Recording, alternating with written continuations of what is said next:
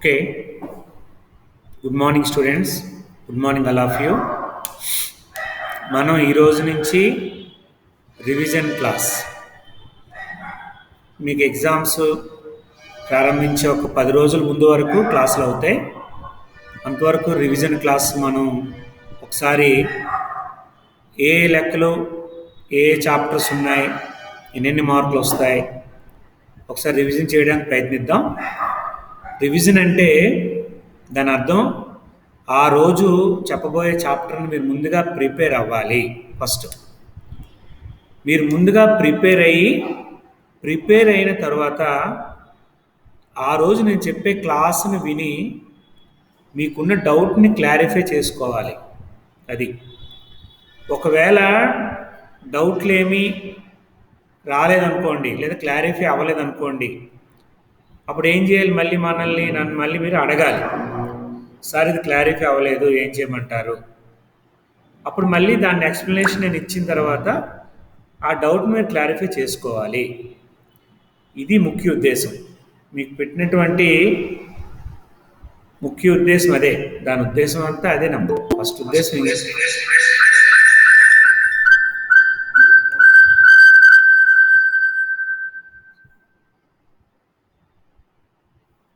ముఖ్య ఉద్దేశం కూడా అదే. ఈ క్లాస్ ద్వారా ఏమైనా డౌట్స్ ఉంటే మీరు తీర్చుకొని అటెండ్ అవుతారని. ఫస్ట్ ఆఫ్ ఆల్ అది. తర్వాత మీకు మొన్న అటెండెన్స్ పెట్టాను, చూసారమ్మా? ఆడిటింగ్ అటెండెన్స్ పెట్టాను, తర్వాత మేనేజ్మెంట్ అటెండెన్స్ పెట్టాను, చూసారమ్మా? మీకు అటెండెన్స్ ఏమైనా తేడా కనబడిందా? అటెండెన్స్లో చూస్తున్నప్పుడు ఏం చదివారా? మొత్తం ఒకసారి మీద నుంచి చూసారా? అది చెప్పమ్మా లక్ష్మి. మధ్యలో లెఫ్ట్ అయిపోతే చూపిస్తుంది సార్. అక్కడ పైన ఒక హెడ్డింగ్ ఉంది, చదివారా ఏంటని? చదవలేదు. ఓకే, చూడండి. సిసిఈ కాలేజేట్ ఎడ్యుకేషన్ అమ్మా, అంటే మన డిగ్రీ కాలేజ్ సంబంధించినటువంటి కమిషనర్ ఆఫీస్ అది.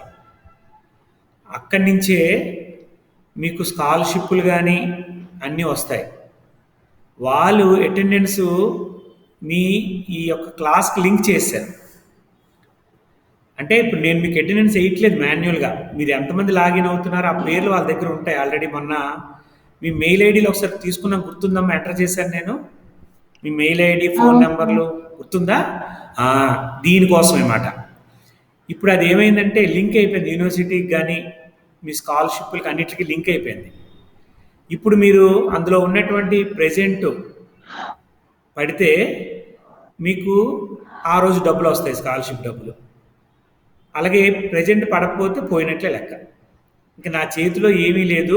నాకు అందుకే మీకు లెటర్లు రాయించుకున్నాను మొన్న మీతోని, తక్కువ అటెండెన్స్ ఉన్న వాళ్ళకి. ఇలా లింక్ అయిపోయింది ఈసారి. ఇంకా నేనేం చేయలేదు. ఇంకా మీరు క్లాసులు అవ్వగానే నాకు కరెక్ట్గా లింక్ వచ్చేస్తుంది, ఓపెన్ అయిపోయి. మీరు ఎంతమంది అటెండ్ అయ్యారో ఆ లిస్ట్ మీకు పంపించడమే, మీరు చూడడమే. దాన్ని బట్టి మీకు అటెండెన్స్ అనేది ఎంత పక్కాగా ఉండాలో మీరు చూసుకోండి. 70% లేకపోతే హాల్ టికెట్ మీకు రాదు, అక్కడే ఆపేస్తాడు ఫస్ట్. అలాగే మీకు రావాల్సినటువంటి జగనన్న విద్యాదీవెన డబ్బులు పడవు. ఇది గమనించండి. ఒక క్లాసుకు కాదు, అలాగే అన్ని క్లాసులకు అదే సిస్టమ్. కాబట్టి ఇది అబ్జర్వ్ చేయండి ఒకసారి. మీ గురించి చెప్పింది నేను. అది ఒక హాస్టలర్స్ అయితే హాస్టల్ డబ్బులు పడవు. హాస్టల్ డబ్బులు పడకపోతే మీరు డబ్బులు కట్టినంత వరకు మిమ్మల్ని వాళ్ళు వదలరు. హాస్టల్లో అయితే రెగ్యులర్ అనుకోండి, డబ్బులు పడకపోతే ఏమైనా ఇంట్లో కాబట్టి నోరు మూసుకుంటారు. హాస్టల్ పిల్లలు అయితే మరి దారుణం, ఎందుకంటే వాటింగ్గా డబ్బులు కడితే కానీ మిమ్మల్ని వదలరు. అది గమనించండి జాగ్రత్తగా. అది లింక్ అయిపోయిందమ్మా, అందువల్ల నేనేమీ చేయలేను. మీ అటెండెన్స్ మీ చేతుల్లోనే ఉంది. ఇది ఒకసారి అబ్జర్వ్ చేయడం ప్రయత్నించండి. ఓకే. రెండోది, మధ్యాహ్నం అయినటువంటి సెమినార్స్కి చాలామంది ఆర్టింగ్ క్లాస్ సంబంధించి అటెండ్ అవ్వడం మానేస్తున్నారు, చెప్తామని చెప్పి. అది ఒకటి గమనించండి. అలాగే మీకు ప్రాజెక్ట్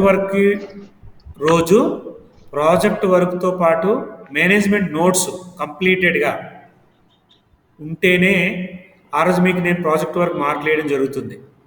లేకపోతే ఆబ్సెంట్ వేసేస్తాను. నెక్స్ట్ ఇయర్ మీరు రాసుకుంటారు కానీ ఏమ్మా, నెక్స్ట్ ఇయర్ మీరు 100 మార్కులు ఆబ్సెంట్ వేసేస్తాను నేను.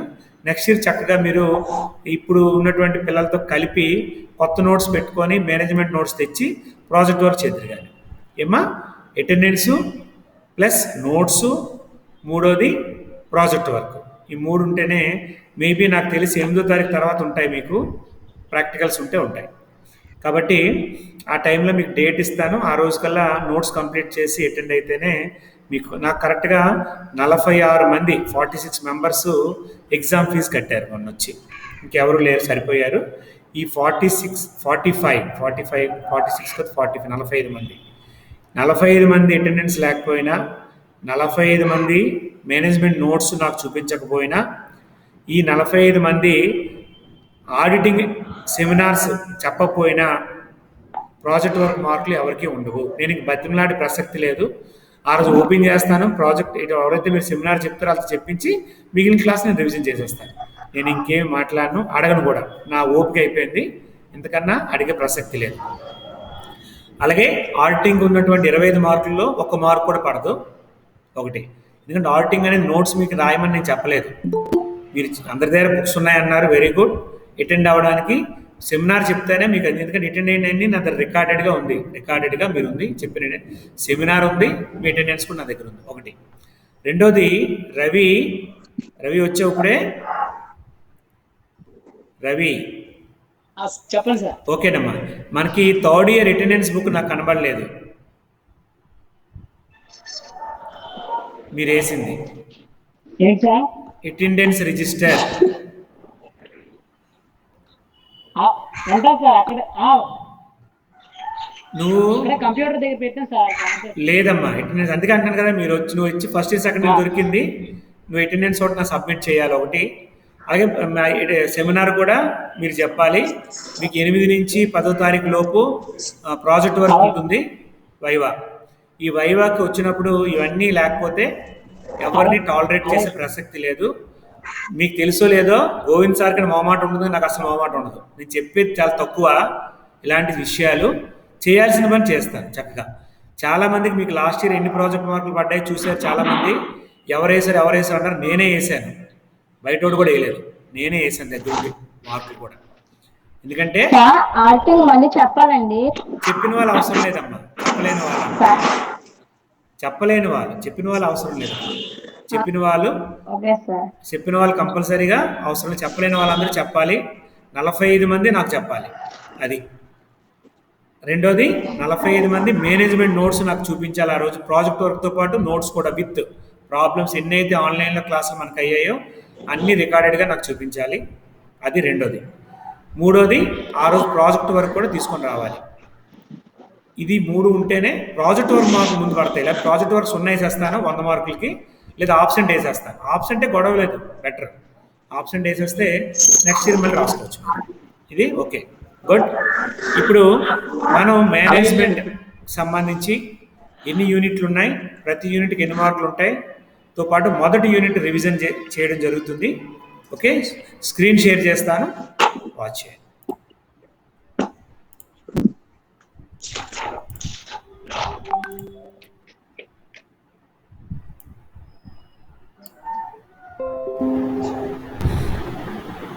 గుడ్ ఇది మనకున్నటువంటి ఆంధ్ర యూనివర్సిటీ టైం టేబుల్ ప్రకారం మనకున్న చాప్టర్స్ ఫస్ట్ యూనిట్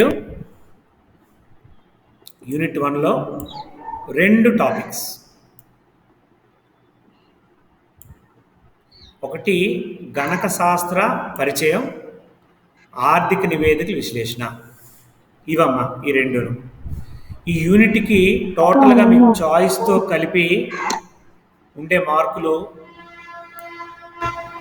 30 మార్కులమ్మా 30 చాయిస్తో కలిపి మీకు వచ్చే 30 మార్క్స్ 15 మార్కులు వదిలేయాలి 15 మార్కులు రాయాలి చాయిస్తో కలిపి వచ్చేది 30 మార్కులు ఈ 2 యూనిట్లు కలిపి ఫస్ట్ యూనిట్ రెండో యూనిట్లో నిష్పత్తుల విశ్లేషణ నిన్నటి వరకు అయిందమ్మా ఇది కూడా 30 మార్కులు ఉంటుంది చాయిస్ 15 మార్కులు మీరు 15 మార్కులకి రాయాలి పేపర్ ఓన్లీ ఒకటే నిష్పత్తుల విశ్లేషణ 2 మోడల్ చెప్పాను మీకు 2 మోడల్ ఏమైనా వచ్చే అవకాశం ఉంది విత్ థియరీ క్వశ్చన్స్ మూడోది యూనిట్ నిధుల స్రవంతి విశ్లేషణ అంటే నిధుల ప్రవాహ నివేదిక. నిధుల ప్రవాహ నివేదిక. నిధుల ప్రవాహ నివేదికలో కూడా మనకి 2 మోడల్స్ ఉన్నాయి. ఆ 2 మోడల్ మీకు చెప్పాను. ఆ 2 మోడల్లో 30 మార్కులు సేమ్, అన్ని 30 మార్కులు ఉంటుంది, 15 మార్కులు వస్తుంది. అంటే ఒక ఎస్ఏ క్వశ్చన్, షార్ట్ ఆన్సర్ 5 మార్కుల క్వశ్చన్స్ ఉంటాయి. నెక్స్ట్ 4th యూనిట్ నగదు స్రవంతి నివేదిక, నగదు ప్రవాహ నివేదిక 4వ యూనిట్ అమ్మ. ఇది కూడా 30 మార్కులకు వచ్చే అవకాశం ఉంది. 15 మార్కులు చాయిస్, 15 మార్కులు మీకు ఉంటుంది. Last 5th unit break even విశ్లేషణ, నిర్ణయాలు తీసుకోవడం. Break even analysis and decision making. ఇది కూడా సేమ్ 30 మార్కులకు ఉంటుంది, 15 మార్కులకు వస్తుంది. ఓకే, పేపర్ ఏ విధంగా ఉంటుందో మీకు ఆల్రెడీ నేను చెప్పాను. మరొకసారి మీకు ఫస్ట్ 8 క్వశ్చన్స్ ఇస్తారమ్మా. 8లో మీరు 5 రాయాలి. 5 × 5 = 25 మార్క్స్. 25 మార్కులు ఉంటుంది. 25 మార్కులు వస్తాయి. 8 క్వశ్చన్స్ ఇస్తాడమ్మా. అంటే ఎన్ని చాయిస్? ఇక్కడ మీకు 3 చాయిస్ ఉన్నాయి. 3 ఇవి థియరీ అయినా అవ్వచ్చు, చిన్న ప్రాబ్లమ్స్ అయినా, షార్ట్ ప్రాబ్లమ్స్ అయినా అవ్వచ్చు. ఏ వస్తుందో మన చేతిలో లేదు. రోమన్ అంకె నెంబర్ 1 మీకు ఇచ్చినటువంటి 8 ప్రశ్నల్లో 3 ప్రశ్నలకు రాయాలి. 8 ప్రశ్నలు 5 ప్రశ్నలకు రాయాలి. 3 చాయిస్ ఉంటుంది. 5 5 25 మార్కులు. గుడ్. నెక్స్ట్ ప్రతి దానికి కూడా ఏ బి 2 ఇస్తాడమ్మా. A and B. ఇందులో 1 రాయాలి సమాధానం. 1 ఓన్లీ 1 ×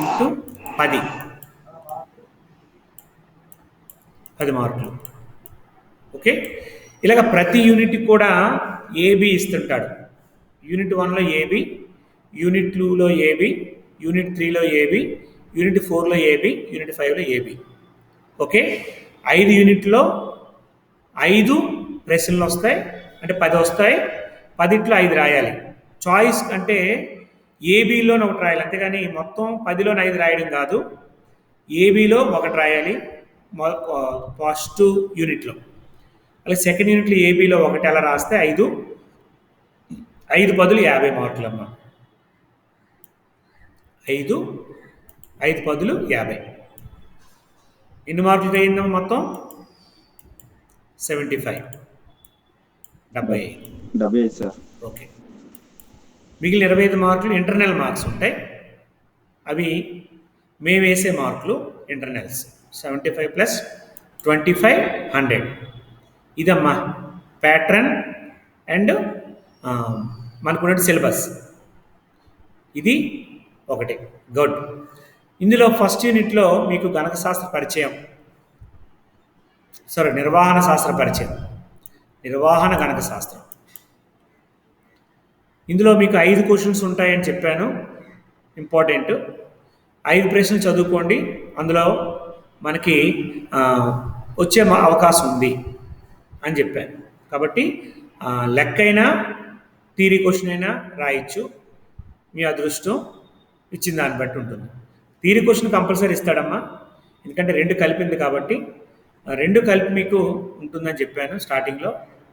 2 కలిపి ఉంటాయి 30 మార్కులకి. ఇవన్నీ ఒక్కొక్క యూనిట్ ఉంటుంది. రెండిట్లో గణక శాస్త్ర పరిచయం, గణక శాస్త్రం, నిర్వహణ శాస్త్రం, మేనేజ్మెంట్ అంటే ఏంటి, మేనేజ్మెంట్ యొక్క విధులు. ఇది వెరీ ఇంపార్టెంట్ ప్రశ్న.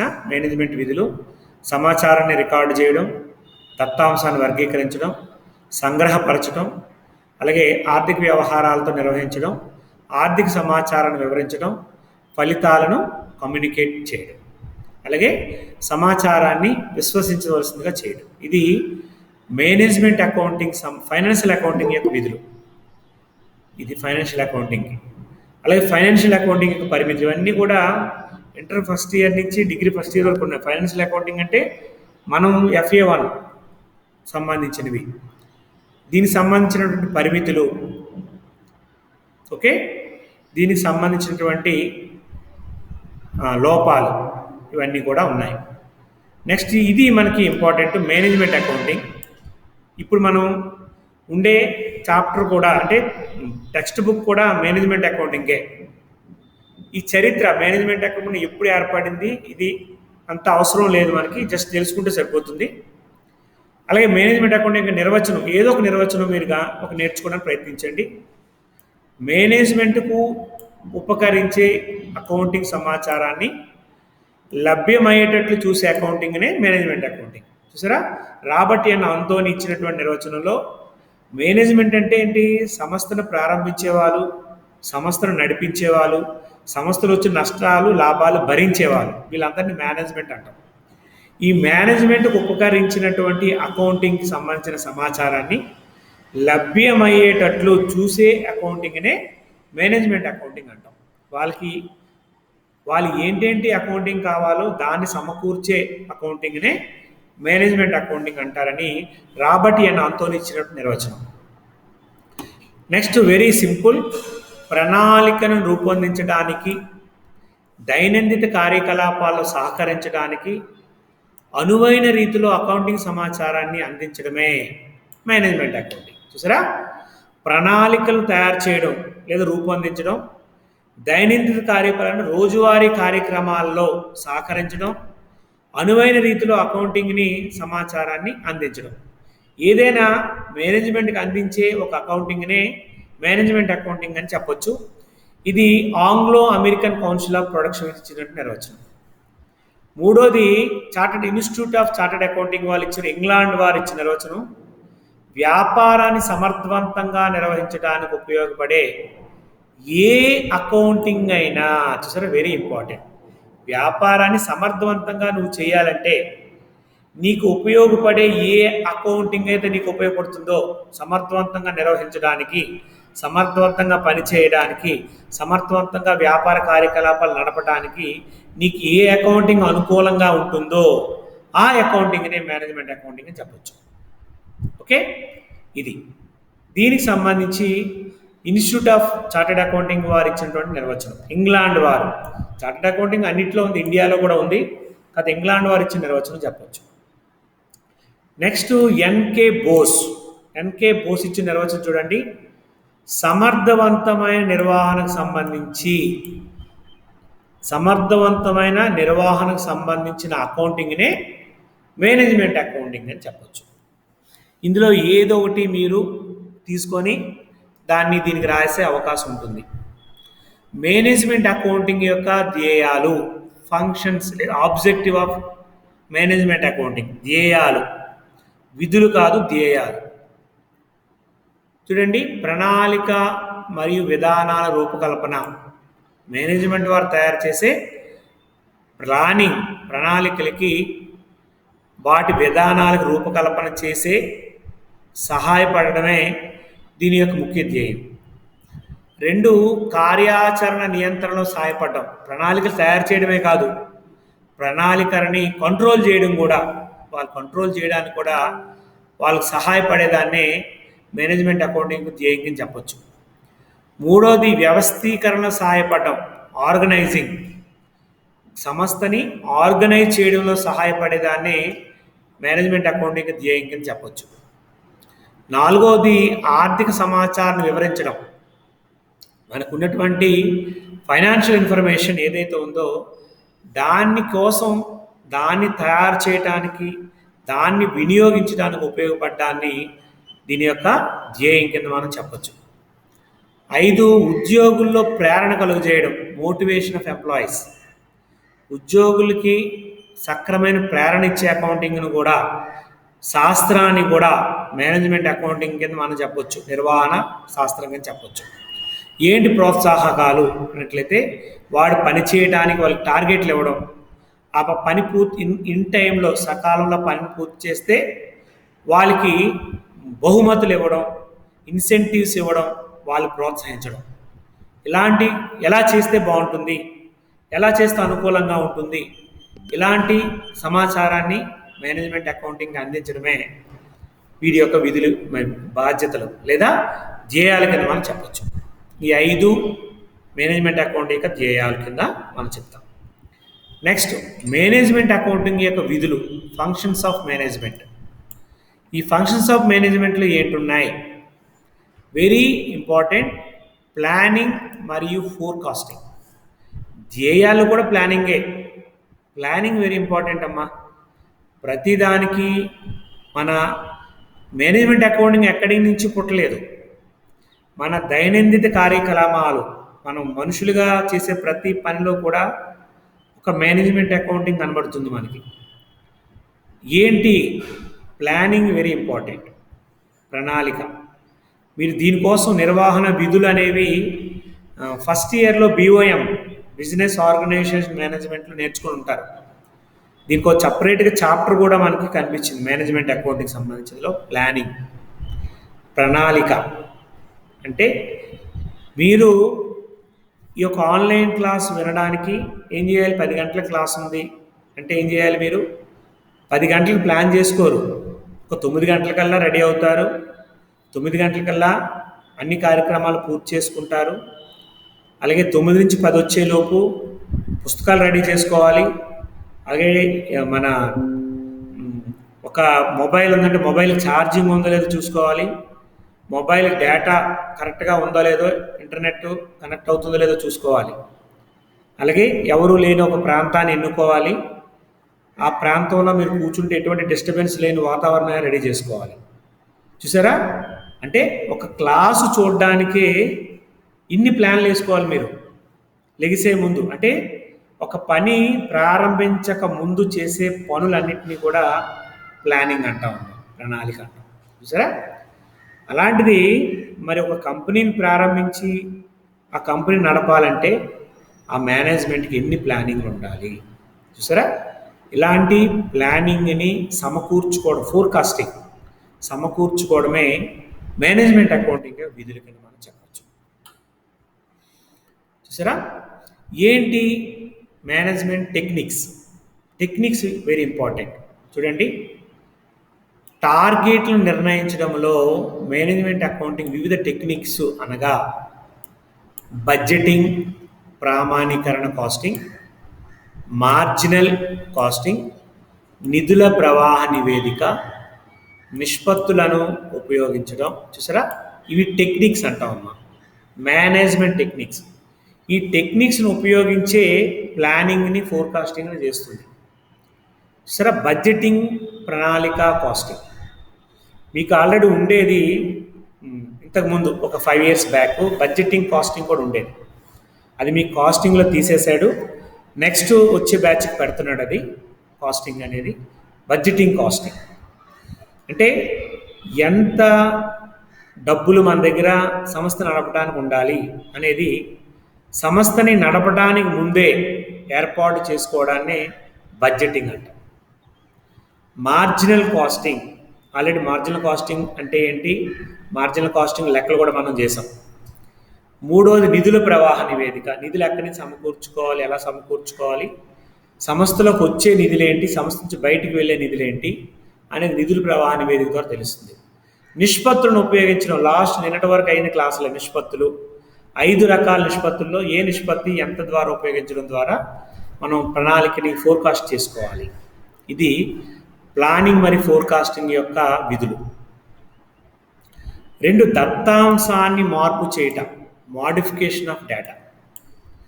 చూడండి, మేనేజ్మెంట్ అకౌంటింగ్ అనేది ఉన్న దత్తాంశం అంటే ఒక డేటా, మనకు ఉన్నటువంటి ఒక డేటా ఏదైతే ఉందో సమాచారం, దాన్ని లాభాలు వచ్చేటట్లు అనుకూలంగా మార్పు చేసుకోవడం, దాన్ని మోడిఫికేషన్ అంటాం.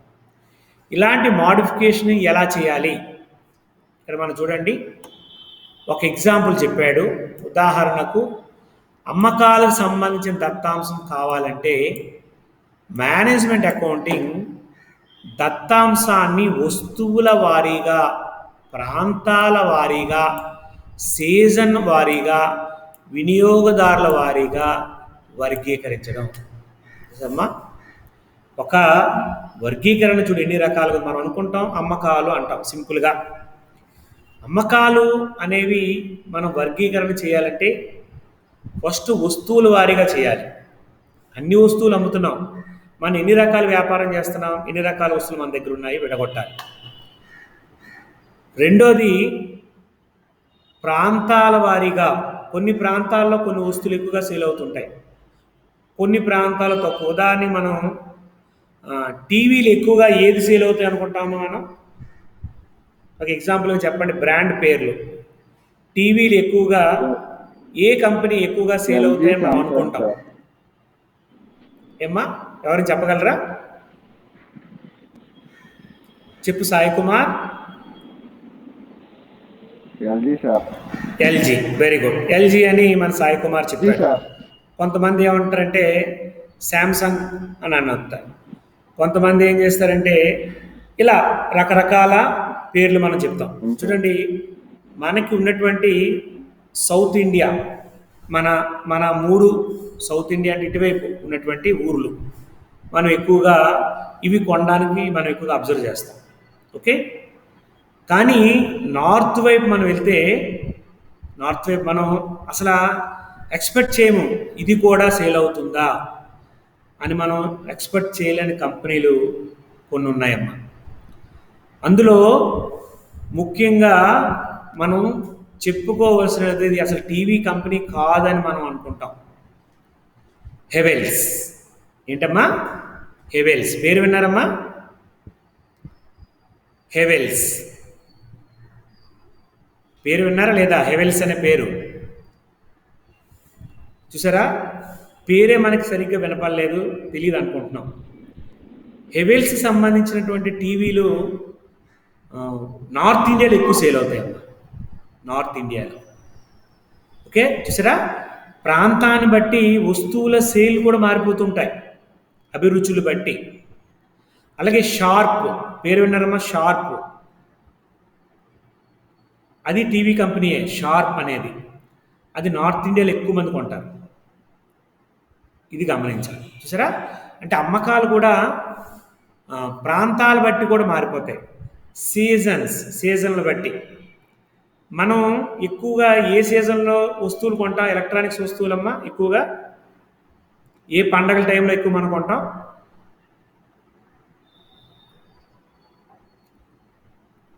అంటే మీరు కాదు కొనేది, ఎక్కువగా ప్రజలు ఎక్కువగా కొనేది ఏ టైంలో ఎక్కువ కొంటారమ్మా? మన పండగలు లేవేంట్రా? ఉన్నాయా లేవా? ఏ పండగల టైంలో ఎక్కువ కొంటూ ఉంటారు సీజన్లో?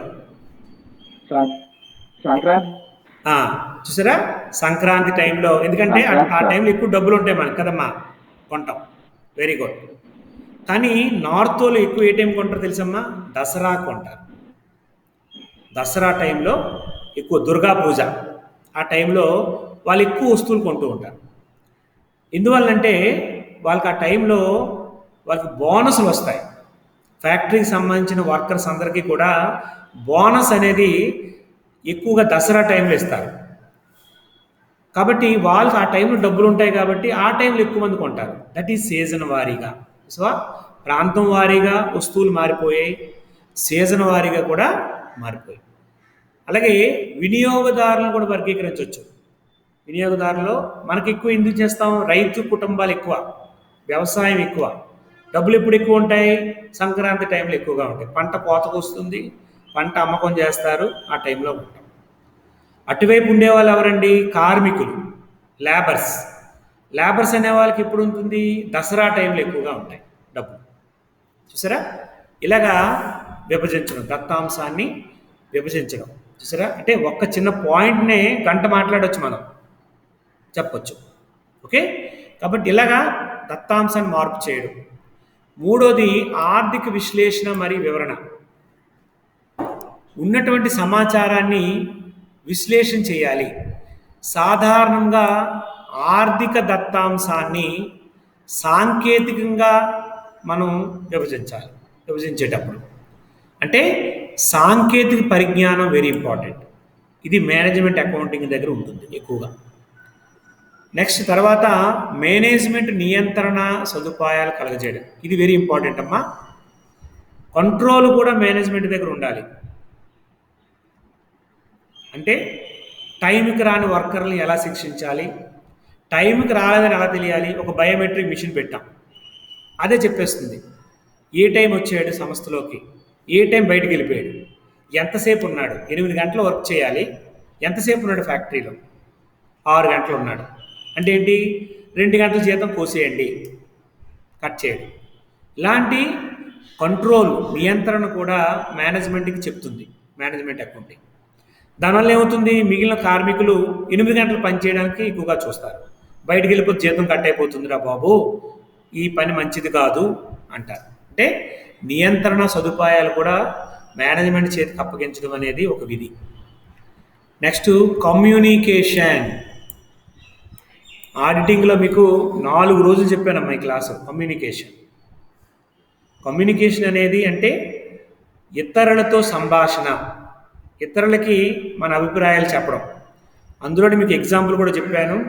మేనేజ్మెంట్కి సంబంధించిన పై స్థాయి నుంచి క్రింద స్థాయికి రావడం, అధికారాలు, బాధ్యతలు, విధులు. అంటే ఒక సీనియర్ మేనేజరు జూనియర్ మేనేజర్ చెప్తాడు, జూనియర్ మేనేజర్ ఏం చెప్తాడు, ఈ యొక్క సూపర్వైజర్ చెప్తాడు, సూపర్వైజర్ ఎవరు చెప్తాడు, వర్కర్స్ చెప్తాడు సమాచారం.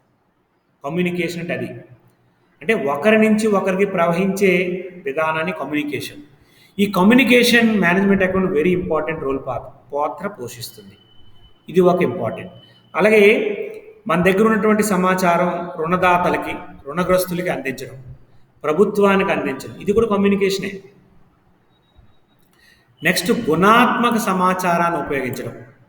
చూసారా, గుణాత్మక సమాచారం అంటే బడ్జెట్లు తయారు చేయడమే కాకుండా రిపోర్ట్లు కూడా అందించడం. అలాగే ద్రవ్యాత్మక దత్తాంశం అంటే మనీకి సంబంధించిన వివరాలు.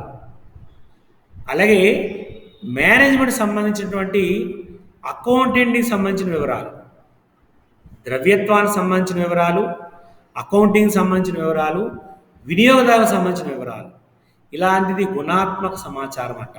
ఓకే, ఇలాంటి సమాచారాన్ని ఎలా తయారు చేస్తారు అంటే ఉత్పాదక రిపోర్టుల ద్వారా, అలాగే వినియోగదారుల సర్వే ద్వారా.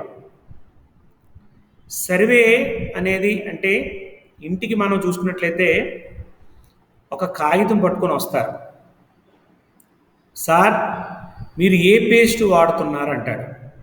మనకు ఆశ్చర్యం, ఈడియట్ పేస్ట్ గురించి అడుగుతున్నాడు, ఏ పేస్ట్ని, మీరు ఏ సబ్బులు వాడుతున్నారు, అలాగే మీరు ఏ షాపులో బట్టలు కొనుక్కుంటున్నారు, ఏ షాపులో ఎలక్ట్రానిక్ వస్తువులు కొనుక్కుంటున్నారు, మీరు వాషింగ్ మిషన్ కొన్న మీరు ఇంట్లో ఉందంటే ఏ కంపెనీ వాడుతున్నారు, వాషింగ్ పౌడర్ ఏ కంపెనీ వాడుతున్నారు, అలాగే బట్టలు ఉతికే సబ్బులు లిక్విడ్ వాడుతున్నారా, పౌడర్ వాడుతున్నారా, సబ్బు వాడుతున్నారా, ఈ 3 రకాలు ఏ కంపెనీ వాడుతున్నారు. అలాగే ఇంట్లోకి సంబంధించినటువంటిది డిష్కి అంటే అంట్లు తోమేవి. ఒక నిమిషం అమ్మా, పవర్ పోయినట్లుంది.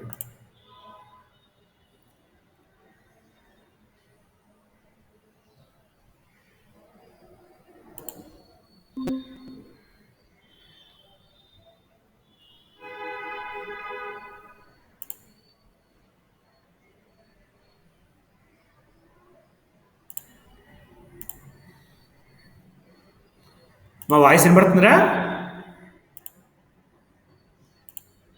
వాయిస్ వినబడుతుందా? Okay, very good. అంటే పవర్ పోయింది, డౌట్ వచ్చింది, వేరే దానికి ట్యాగ్ చేశాను. ఓకే, కాబట్టి ఇవి మన వస్తువులకు సంబంధించినటువంటి సర్వే చేయడం ద్వారా. ఇవన్నీ ఎందుకు అడుగుతారమ్మా, మనం ఏ వస్తువులు ఎక్కువ కొంటున్నాం, ఏ వస్తువులు కొనట్లేదు, ఏ బ్రాండ్ వాడుతున్నాం, ఏ బ్రాండ్ వాడట్లేదు, ఇవన్నీ ఏం చేస్తారంటే కన్సల్టేషన్ చేసి నెంబర్ 1 బ్రాండ్ ఏది ఉంది అనేది కనుక్కోవడానికి చెప్తారు. దీనివల్ల ఉపయోగం ఏమైనా ఉందా? ఎవరైనా ఉపయోగం ఉందా దీనివల్ల ఏమన్నా? ఇలా సేకరించడం ద్వారా సమాచారం ఉపయోగం ఏమైనా ఉందా ఎవరికైనా?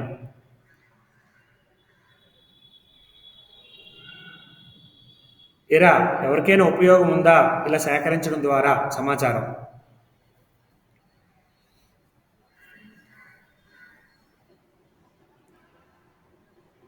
మిమ్మల్ని అడుగుతున్నాను రా, ఏమైనా ఉపయోగం ఉందా సమాచారం సేకరించడం ద్వారా? అవును సార్. ఏంటి ఉపయోగం? ఒక్కొక్క ఉపయోగం చెప్పినానా సాయి కుమారు?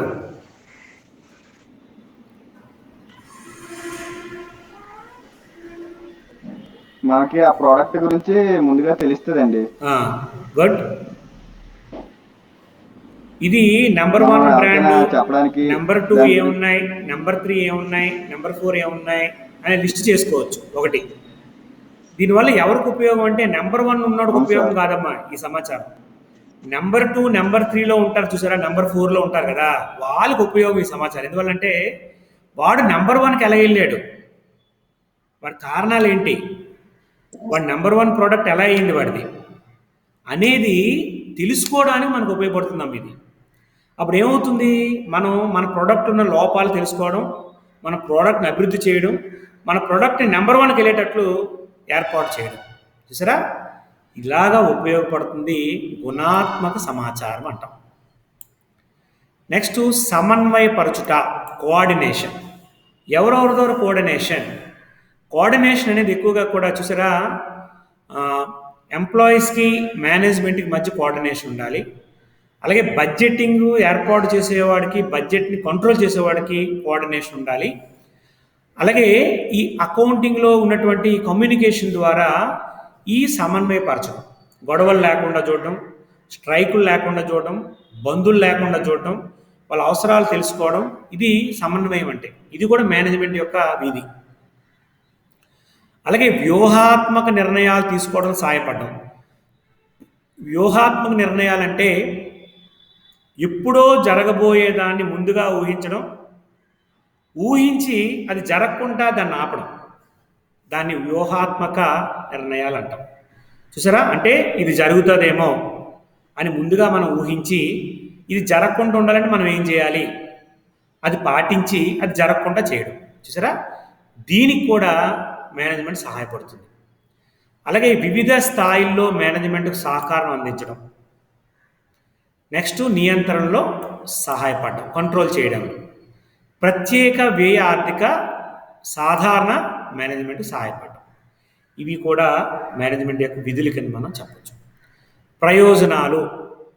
ప్రయోజనాల్లో నాణ్యమైన వస్తువుల్ని సరసమైన ధరలకు అందించడం, సామర్థ్యంలో పెరుగుదల, మూలధనం గురించి నిర్దిష్ట ఫలితాలు సాధించడం, పారిశ్రామిక సంబంధాలు నెలకొల్పడం, అలాగే వృధాలను, ఉత్పత్తి లోపాలు నియంత్రించడం, కార్యాచరణను కొలవడం. ఇది మేనేజ్మెంట్ యొక్క ప్రయోజనాలు. విధులు, ప్రయోజనాలు, ధ్యేయాలు అయిపోయి పరిమితులు.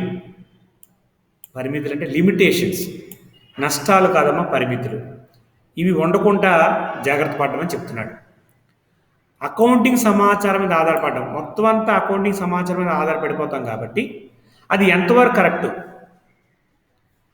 అనేది మనం అబ్జర్వ్ చేయటం లేదు. ఇచ్చిన ఆర్థిక సమాచారం కరెక్టా కాదా అనేది కూడా ఒకసారి వెరిఫికేషన్ చేయండి, ఇది ఒక లోపం అని చెప్తున్నాడు. అలాగే తగిన పరిజ్ఞానం లేకపోవడం. చాలా వరకు మనం ఏం చేస్తామంటే అకౌంటింగ్ సూత్రాల ప్రకారం కానీ, గణక శాస్త్ర, ఆర్థిక శాస్త్ర సంబంధించినటువంటివి కానీ, మిగిలిన సబ్జెక్టుతో పరిచయం లేని వ్యక్తులు ఎవరైనా మేనేజ్మెంట్ అకౌంటింగ్లో ఉన్నారంటే వాళ్ళు ఇచ్చిన సమాచారం ఎంతవరకు కరెక్టో మనం గ్రహించాలి. ఇది ఒకటి చూసుకోవాలి. ఇది మేనేజ్మెంట్ అకౌంటింగ్కి ఉన్నటువంటి ఒక పరిమితుల కింద మనం చెప్పచ్చు. అలాగే మేనేజ్మెంట్ అకౌంటింగ్కి ఫైనాన్షియల్ అకౌంటింగ్కి తేడాలు ఏమున్నాయి, ఇది కూడా మీరు ఒకసారి ఇంటి దగ్గర చూసుకోవడానికి ప్రయత్నించండి. ఇదంతా ఆల్రెడీ మీకు చెప్పేసిందే. అలాగే మేనేజ్మెంట్ అకౌంటింగ్, కాస్ట్ అకౌంటింగ్ ప్రయోజనాలు ఇవి ఉన్నాయి, ఇవి ఒకసారి ఇంటి దగ్గర గమనించండి. ఇవే క్వశ్చన్స్ అమ్మా, ఇవి ఇంపార్టెంట్.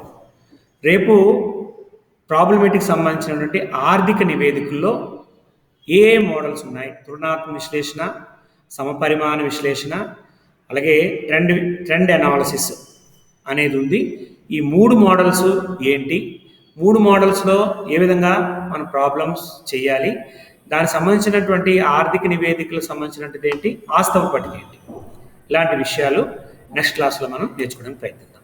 ఓకేనమ్మా, thank you so much. Attend అవ్వడానికి ప్రయత్నించండి, ఎవరు ఆబ్సెంట్ అవ్వద్దు, నోట్స్లు కంప్లీట్ చేయండి. ఆల్రెడీ మీకు ఫస్ట్లో నేను చెప్పాను, వీడియో కూడా పెడతాను, ఒకసారి వినండి. ఓకేనమ్మా, థ్యాంక్ యూ అమ్మా. Thank you sir. Thank you sir. Thank you very much. Okay sir, thank you sir.